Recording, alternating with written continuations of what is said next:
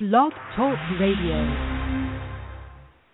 Hello, world. Welcome once again to Tuesday Talk with Key West Lou. I am your host, Louis Patrone. Well, it's been another crazy week, a tense week. I wrote a book about a year ago called The World Upside Down. And many of the things that happened this week that transpired in the last few days definitely established the world is upside down. We're going to start with Washington tonight, our nation's capital. Just within the last hour, and this is breaking news, the Senate of the United States voted on the Keystone Pipeline. Finally. They could have voted on this any time in the last 6 years when either party controlled the Senate and either party controlled the House.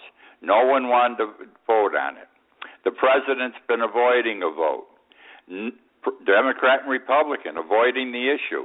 But all of a sudden, in the last days of this year, and power changes on the first of the year, it goes to a vote in the House, and within a week for a vote tonight in the United States Senate, where it was defeated. It was defeated by one vote. One more senator. They needed 60 votes. They got 59. It was 59-45 or 41, something like that. 59 votes, though. One more would have done it. Now, why did it come up now? Not because the Keystone Pipeline is a good thing, not because the Keystone Pipeline is a bad thing, but because Senator Landrieu, who is in a runoff for election to the United States Senate, she is from Louisiana, and that's where the gas line ends up, okay, down there in Louisiana. She wanted it for political expediency to help her keep her seat in the United States Senate. So everyone moved their asses to get the job done now in the closing 6 weeks of this legislative session. 6 years have expired. 6 years have passed. No one moved it. It'll come up again under the Republicans, and it'll pass. The president, though, is anticipated to veto it. Whether it's right or wrong, I'm not commenting on tonight. I'm just saying this is not the way to run a business. This is not the way to run a government, to wait to the last minute and then bring it up for a vote for no other reason other than political expediency. Which brings me now to immigration, another issue in our nation's capital. There's a war going on over immigration. We know this. And it's been a war for 6 years again, ever since Obama took office. We need to do something with immigration. Everyone knows it. Reagan had this problem. Clinton had this problem. And do you know how both of them dealt with it?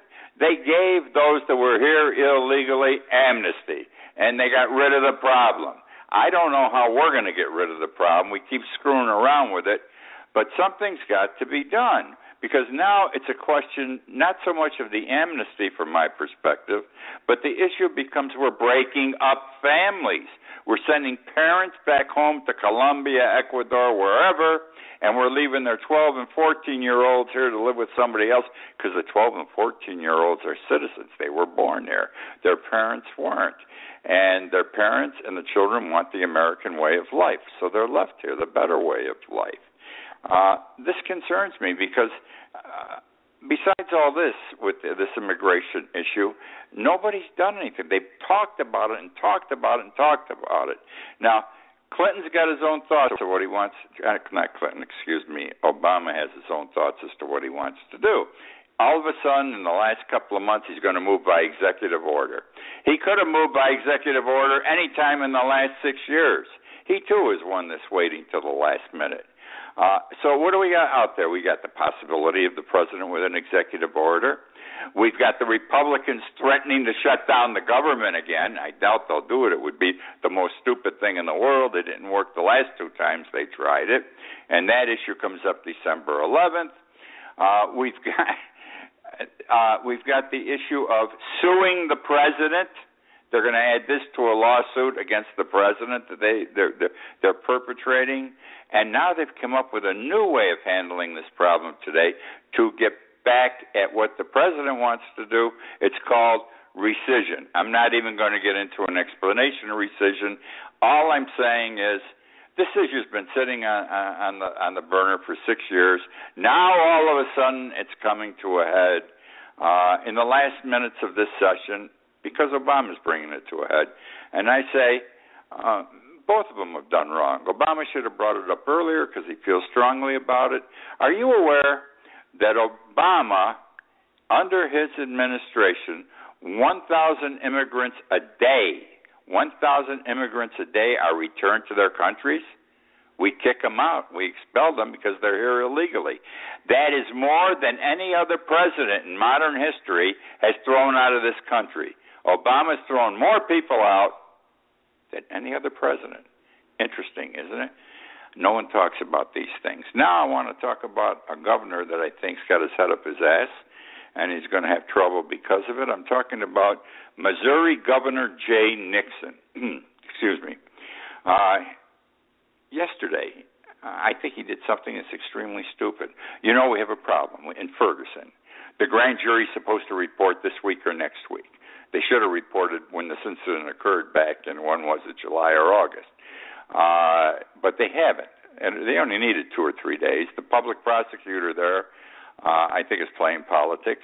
I think the chief of police plays politics. And I think this governor plays politics.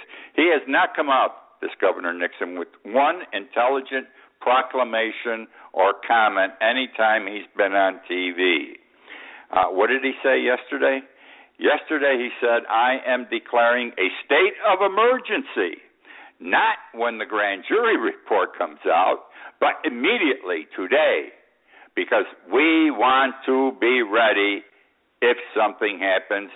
In effect, we anticipate something's going to happen, that if there is not an indictment, the black community is going to go crazy, and I'm going to be prepared with the National Guard. He's ordered the National Guard already into Ferguson, Missouri, St. Louis, Missouri, and the surrounding towns, all right, in anticipation of unrest.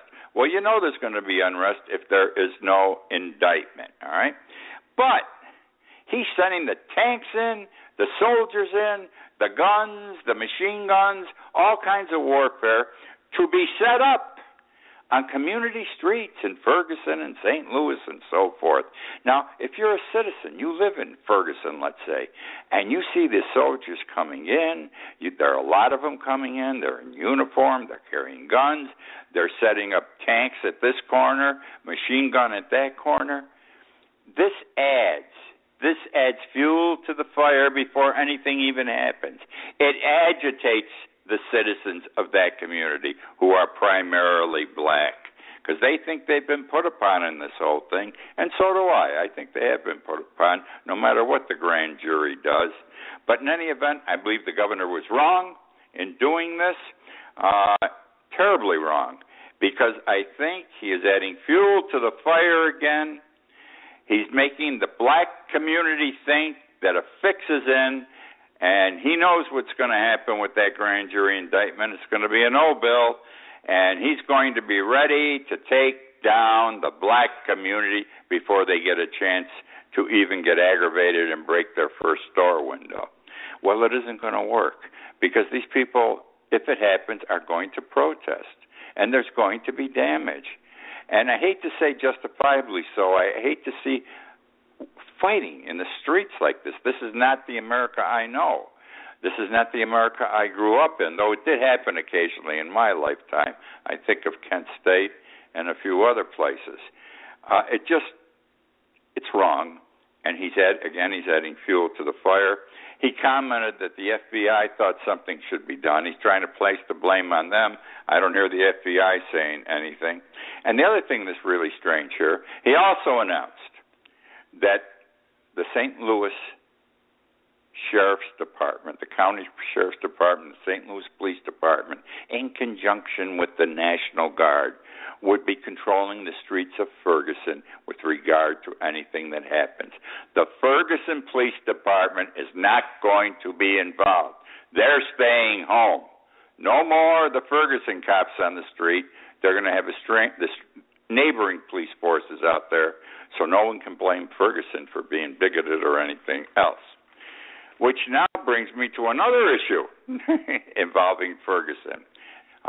The Ku Klux Klan. Now, you know Michael Brown got shot. We're waiting again for the grand jury report. The Ku Klux Klan is not dead. It's been there since after the Civil War. It was back big time in the 50s and the 60s in this country, the 1950s and 1960s, when civil rights were big, when Martin Luther King was marching. There were so many hangings of blacks in the forests of the southern states. And this went on. And after the Civil Rights Bill, it sort of tempered. The Ku Klux Klan is an organization, those guys in the white sheets and the white face coverings. It tempered down. But they're back. They've been back. They're quiet, but they're back. They're back. And they're alive in Ferguson, Missouri, okay, as well as other parts of the United States. Let's talk specifically about Ferguson. The Ku Klux Klan this week sent out a flyer. They distributed a flyer in the community, okay? And this is what the flyer said. You talk about instigating trouble.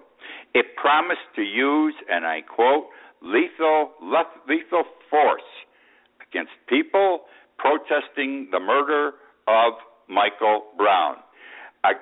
The people protesting the murder of Michael Brown, the African Americans protesting the murder of Michael Brown, quote unquote. They also said, and I quote, "You have awakened the sleeping giant," the Ku Klux Klan. "You have awakened the sleeping giant."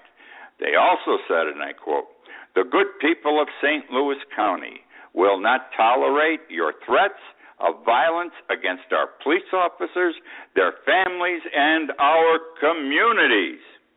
And the Ku Klux Klan promises, and I quote, "consequences and use of," again, and I quote, "lethal force against African American protesters." Now, it also has come out that with regard to the Ferguson Police Department, 2 members are members of the Ku Klux Klan. One is a presently active police officer, the other a retired. They are members of the Ku Klux Klan. Whatever it's going to be, I don't care. But the Ku Klux Klan is getting involved in this thing in Ferguson. I think the shame of this all, again, is the prosecutor, the chief of police in Ferguson, the police department in Ferguson, and everything that was done at the beginning. This incident has not been handled correctly from day one, and if there is trouble, and it's anticipated there's going to be big-time trouble, it's deserved.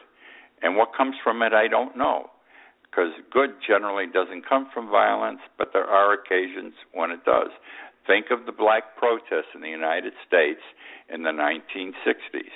I can remember Rochester, New York. I can remember New York City. I was the attorney for the Police Conference of New York, Inc. I was in both of those cities when the black community went crazy and had the riots. You don't know what's going to happen, but the Ku Klux Klan is on their horse, and they're in the march, and they're going to be in the battle. Okay, now we're going to talk about the state of Illinois. I got a lot of good things to talk about tonight. They're common things that are happening every day. Let's talk about pension plans. Understand what I'm going to say. If you work for a private employer, you work for a corporation, you work for a law firm, whatever you work for, and they have a pension plan, the employer is obligated to make the contributions to the pension plan and to make them timely. The employer is obligated to make contributions to the pension plan and make them timely. Additionally, if the employer is short of cash for some reason and he needs money and he doesn't want to go to the bank or can't go to the bank, he's not permitted. The employer is not permitted to dip into the pension fund account and take monies out for his own use. In other words, loan money to the corporation. If you don't deposit the money on time, if you take the money out, okay, and use it for corporate purposes or personal purposes, you're going to get arrested, you're going to be indicted, you're going to be arrested, you're going to be tried, and you are going to go to jail. This has been happening in the last 10 years, especially the last 5, big time in the United States because companies got tight and they dipped into the pension fund, which is illegal and improper. Now we come to a public pension fund, not a private one that a corporation has, and I'm talking about the state of Illinois pension fund. They've been dipping in that pension fund. I'm laughing as I'm saying this. I don't know if the law says they can do it. I suspect they're not supposed to do it, but nobody calls them on it. In any event, the Illinois pension fund, this is the land of Lincoln, remember, the home state of Obama, they got a big problem. The pension fund is light, $111 billion. You heard me. They either are short contributions and or have taken out enough money, so combined, they owe. The state of Illinois owns their public employee pension fund $111 billion. A lot of money. This means the Illinois politicians, their governmental figures, have looted and mismanaged the pension funds, and it's been done for decades in Illinois because it takes forever to reach $111 billion. Now, numbers talk. Let me show you how the numbers work on this thing. For every dollar that should be in the pension fund today in Illinois, there's only 39 cents. For every dollar it should be, there's only 39 cents. 61 cents is missing. If the state of Illinois did not pay any employees, I'm talking salaries for 3 years, did not pay any police forces, did not contribute money that they normally do to run the government of the state of Illinois. They used their tax dollars and their revenue for nothing else but paying back the pension fund, the $111 billion. It would take 3 years to pay it back just to make it even. That's how bad it is over there. And they're getting away with it. And this has happened in many states, though. They're getting away with it, and it's wrong. You can't, you're a public employee. You bust your ass for 20, 30 years. You think you're going to retire and you're going to have X number of dollars. Well, at some point, it reaches a point where there ain't X number of dollars.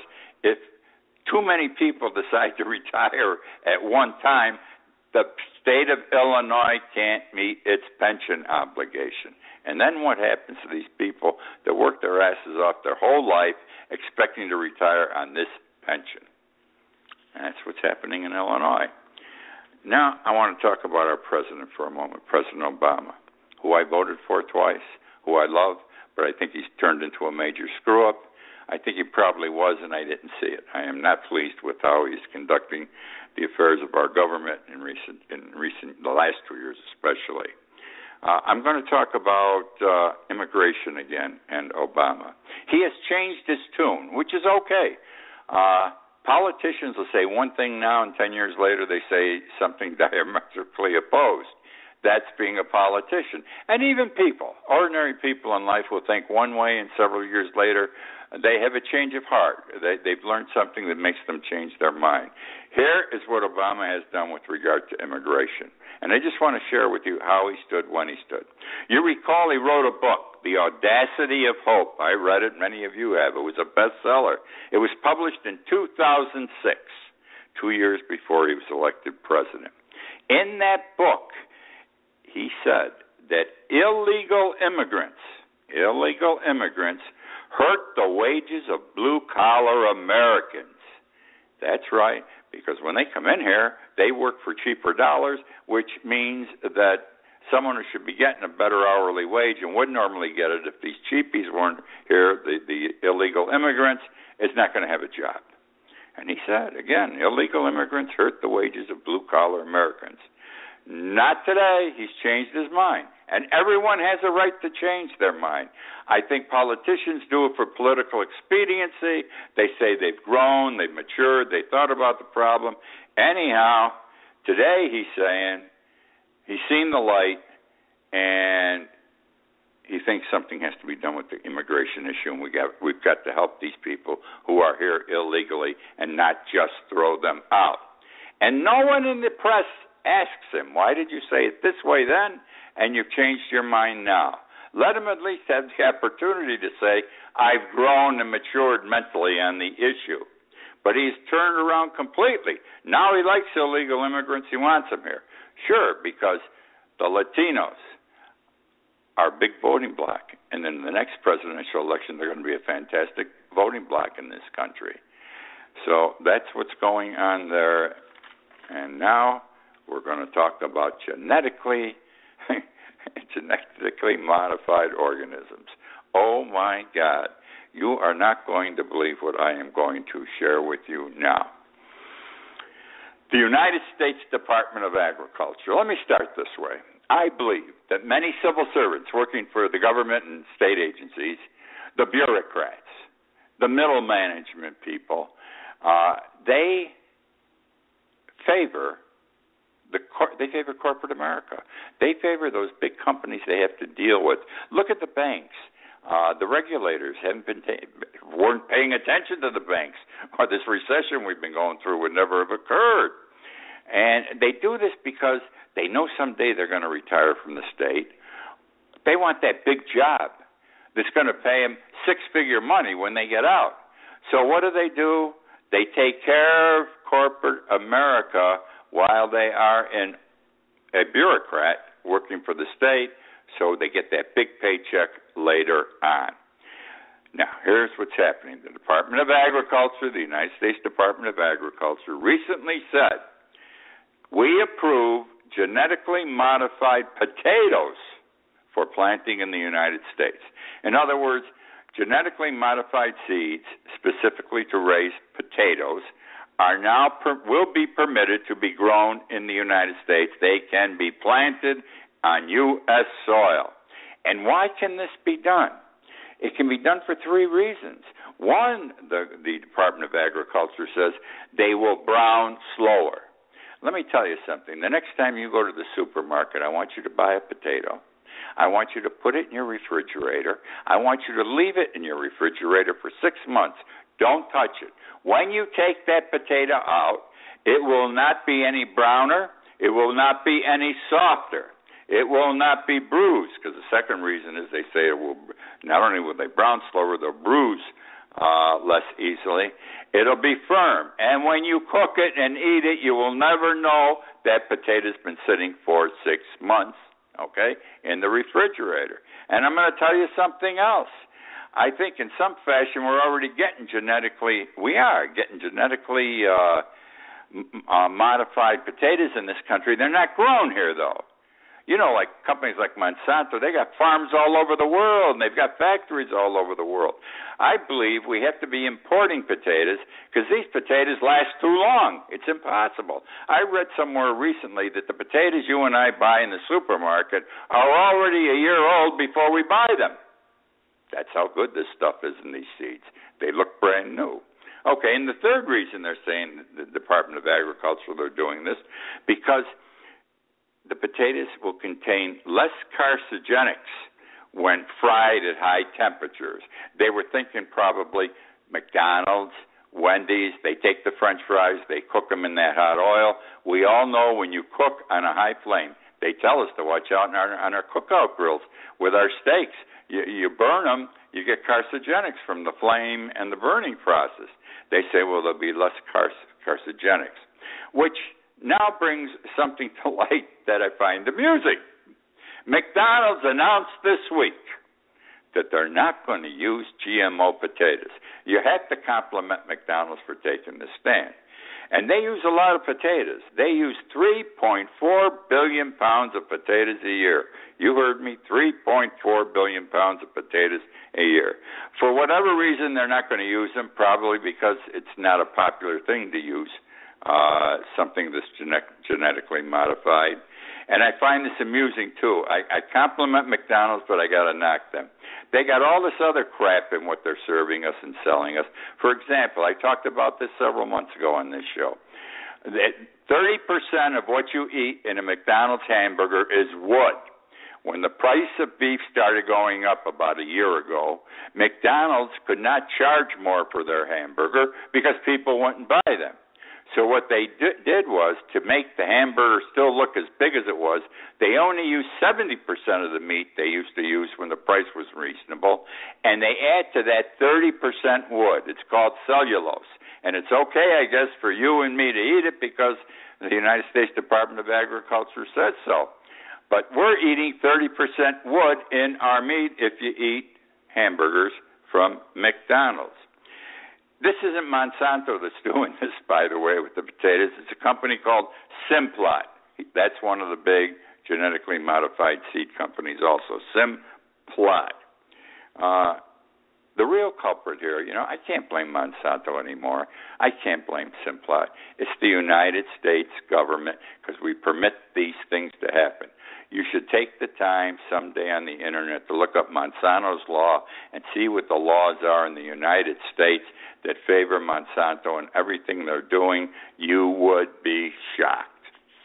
All right, let's move on here. We're going to go to Iran. We know women aren't respected in Iran. They're considered less than a man, considerably less. Women can't drive. They got to cover their faces and their bodies. They got all these rules going back to the year 650 when the Koran was written, somewhere around that time. Well, there is a British Iranian woman. She had dual citizenship. She's Iranian, but she has dual citizenship, Britain and Iran. She wanted to go to a volleyball game. This is in June. Women are not permitted to go to volleyball games. Would you believe that in Iran? It's an all-male spectator sport. Why it isn't good for women, I don't know, but they can't go to volleyball games. Well, this woman's a bit of a feminist, and she said, I want to go to the volleyball game. And she persisted, and she was arrested. And she was charged with a crime. The crime was, and I quote, spreading propaganda against the ruling system. Spreading propaganda against the ruling system. She was found guilty, and she got a year in jail. Now, everybody got aroused. President Obama, Cameron in Great Britain, the President or Prime Minister of Canada, France, the whole world, even the Pope got involved. This is terrible, a year in jail just because she wanted to go see a volleyball game. So the powers to be in Iran said, okay, we'll listen to you. You're correct. We are going to withdraw the sentence of 1 year in jail. Instead, we are going to replace it with, she's going to get a public whipping. She's going to be tied to a pole in a public square, and she's going to get a certain number of lashes with a whip. Nice people. We don't think like them. I don't know how we can ever be friends with people like this, or they can be friends with us. We should just leave each other alone and ignore each other. I'm going to talk about a crazy governor again. We have some weak governors in this country. We have some strong ones. This guy is just like the governor of Missouri that I spoke about. This is Arkansas Governor Mike Beebe. 10 years ago, his son was convicted of marijuana with intent to deliver. He was convicted of selling marijuana, the governor's son, 10 years ago. He got 3 years probation, never did any jail time. His father was attorney general at the time. Now his father is governor. His father's time in office is over at the end of the year. He pardoned his son. He pardoned his son this past week, so his son now can have his civil rights back. He can vote, he can own a gun, and so forth. I think that's wrong. If you're going to do it for you, it's primary. We take care of our own blood. We take care of our own children. But he can't do it as a politician, as a governmental leader. If he's going to do it for one, he should have done it. He has to do it for everyone. And he isn't. He's only doing it for his son, and he's not concerned because he isn't going to run for office again. Not the right way of doing things. That's the show for this evening. As usual, I enjoy doing it. I'm glad you listen. I love doing this show. I know many of you listen to it as when it's archived rather than tonight, or you pick it up on Facebook and YouTube over the course of the week. Tell your friends to listen to. The show is growing. People listening are getting bigger and bigger every week. I wrote a book, The World Upside Down. It was published about 11 months ago. Buy my book if you haven't. Read it. If you like the show, you'll like the book. If you don't like the show, don't buy the book. You will not like it. Thank you again for joining me tonight. I look forward to being with you again next week.